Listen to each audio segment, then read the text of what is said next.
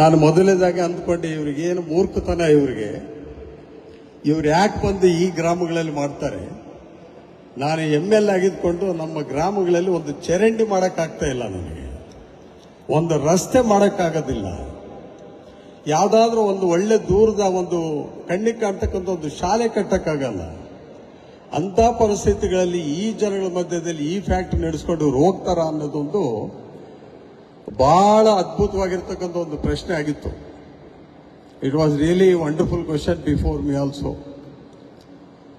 ಯಾಕಂದ್ರೆ ಅವರೇನಾದ್ರು ಪಾಪ having so much of faith and confidence in our people, they have all the way they have come, they have established such a big larger company here. They are catering even the services to the local people also by employing all this mechanical engineering and also ITI engineering people also.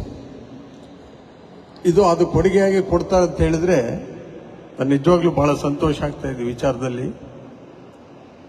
ನಾನು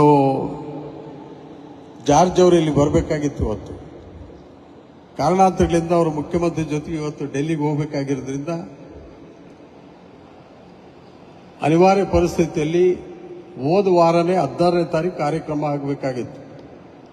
ನಿನ್ನೆ phone ಮಾಡಿ ಬಹಳ ಅನಿರೀಕ್ಷಿತವಾಗಿರ್ತಕ್ಕಂಥ ಕಾರ್ಯಕ್ರಮಕ್ಕೆ ನಾನು I must go and attend that chief ministers programme there in Delhi. Gopal Krishna on behalf of me please attend to this function ಈ side.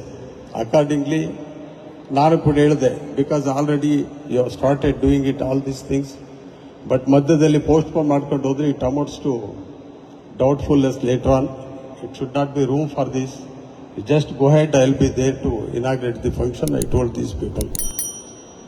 ಹೀಗಾಗಿ ಅವರು ಬಂದು ಇವತ್ತೆಲ್ಲ ಕಾರ್ಯಕ್ರಮನ ಮಾಡಿ ಅದ್ಭುತವಾಗಿರ್ತಕ್ಕಂಥ ಬಹಳ ದೊಡ್ಡ ಕಾರ್ಯಕ್ರಮ ಮಾಡಿದ್ರು, ಬಹಳ ಚೊಕ್ಕಟವಾಗಿರ್ತಕ್ಕಂಥ ಕಾರ್ಯಕ್ರಮನ ಇದು ಮಾಡಿದ್ದಾರೆ ಅಂತೇಳಿ ನನಗೆ ನಿಜವಾಗ್ಲೂ ಭಾರಿ ಖುಷಿ ಆಗ್ತಾ ಇದೆ.